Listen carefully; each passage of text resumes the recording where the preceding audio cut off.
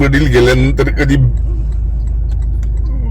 माझ्यासारख्याला वडील नाही त्याची जाणीव नाही होती. महाराष्ट्राचे उपमुख्यमंत्री अजितदादा पवार यांचा विमान अपघातामध्ये मृत्यू झाल्यानंतर त्यांचे सहकारी धनंजय मुंडे यांना अश्रू अनावर झालेले आहे. महाराष्ट्रामध्ये सर्वात मोठी ब्रेकिंग न्यूज या ठिकाणी.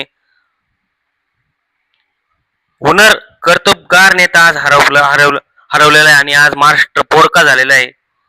वडील गेल्यानंतर वडिलांची जाणीव कधी होऊन दिली नाही असं म्हणायला देखील धनंजय मुंडे यांनी अजितदादांवरती किती निष्ठा होती याबद्दल त्यांनी सांगितलेलं आहे. त्यांना अश्रू अनावर झालेले आहे.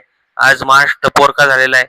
दुःखद परिस्थिती या ठिकाणी महाराष्ट्र राज्यावरती दुःखाचा डोंगर कोसळलेला असून कार्यकर्त्यांनी एकच गर्दी हॉस्पिटलच्या बाहेर केलेली आहे. आमचा दादा कुठे गेलाय?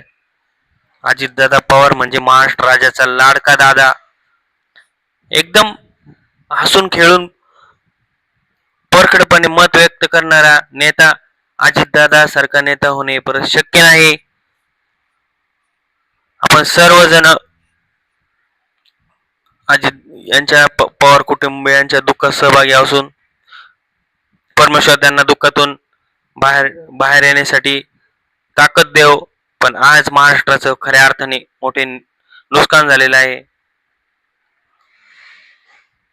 धनंजय मुंडे यांना राजकारणामध्ये बोटाला धरून आणण्यासाठी मोलाचा वाटा अजितदादा यांचा होता. आज आपला नेता, आपला आधारस्तंभ हरवल्याचे दुःख धनंजय मुंडे यांच्या चेहऱ्यावरती दिसते आणि ढसा धनंजय मुंडे रडू लागलेत. बारामतीच्या हॉस्पिटलमध्ये अजितदादा यांची डेड बॉडी आणलेली आहे.